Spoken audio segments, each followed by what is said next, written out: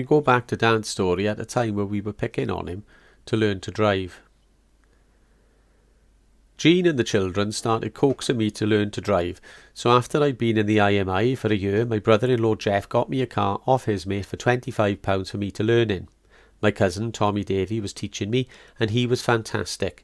He taught my sisters and nephews, and with lessons from an instructor, I passed first time in August 1970. There was no holding me and Jean.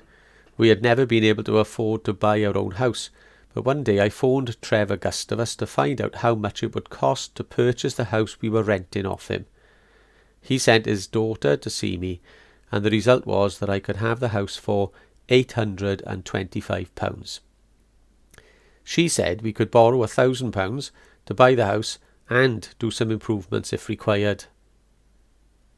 Trevor had retired and she'd taken over all his business interests. Both she and her husband were great. In 1970, after it had been in the family since 1907, the house was now our very own.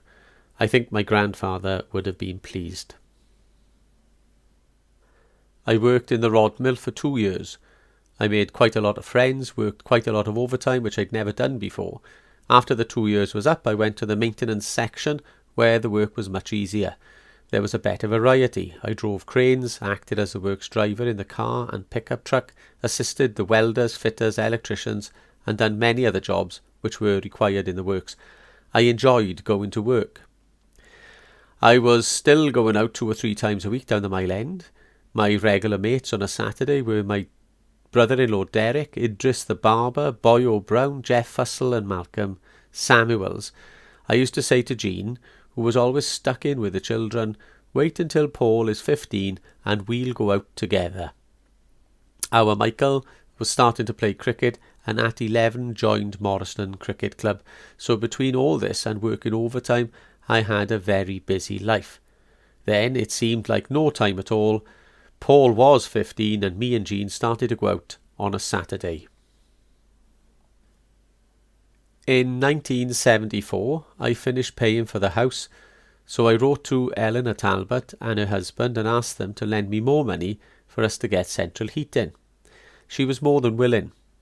Then we had our kitchen extended, but unfortunately I was caught out. I had it done by a workmate and he was a proper cowboy.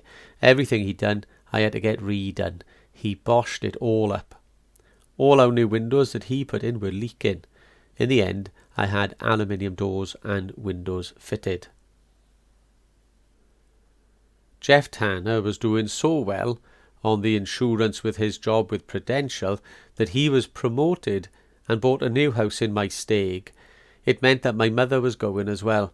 It was awful seeing her move, but every Tuesday Pauline, my sister, would bring her to Swansea to go to the Convelling Club with her sister-in-law Auntie Annie and friend Auntie Liz. Then after the club I would go and pick them up and take them over to Auntie Liz's house, and Pauline would come and fetch her on the Wednesday. During our summer holidays, when the children were young, we used to go to the Bays or Gower, and we used to enjoy ourselves. One time we went to Oxwich for a week in a caravan. We all enjoyed it so much the kids didn't want to go home. When that holiday ended, my brother Ray and his mate came down in Ray's car to pick us up. Sometimes we went to Butlins. Another year we went to the Blackpool Illuminations. We drove up there and had to end our holiday early to go to Jean's sister Cheryl's wedding. After Paul left school, I started taking Jean out like I said I would. We went to the Mile End one Saturday night and my brother-in-law Jeff told me to go back up to our house because Paul was making a noise there. I came home and there was about 25 of Paul's mates in our house all drinking, although I might be exaggerating with the figure. I took Jean over the Manor Bingo another night and she won £390, which was a lot of money in those days. Then Paul left school and started working. He got a job with the council as a refuse collector. He never liked it and the money wasn't very good. Come to think of it, his first job was as a warehouseman in Kennedy's, a builder's merchant, and he didn't like that either. Anyway, before we knew it, he was courting and telling us he wanted to get married. I got him a job with me in the IMI, and in the beginning he liked it. His job was to grit blast sheets of metal, and he was well liked. Though he was well liked, it didn't take him long to start disliking the work there. I think the work put him off a bit, and getting out of bed.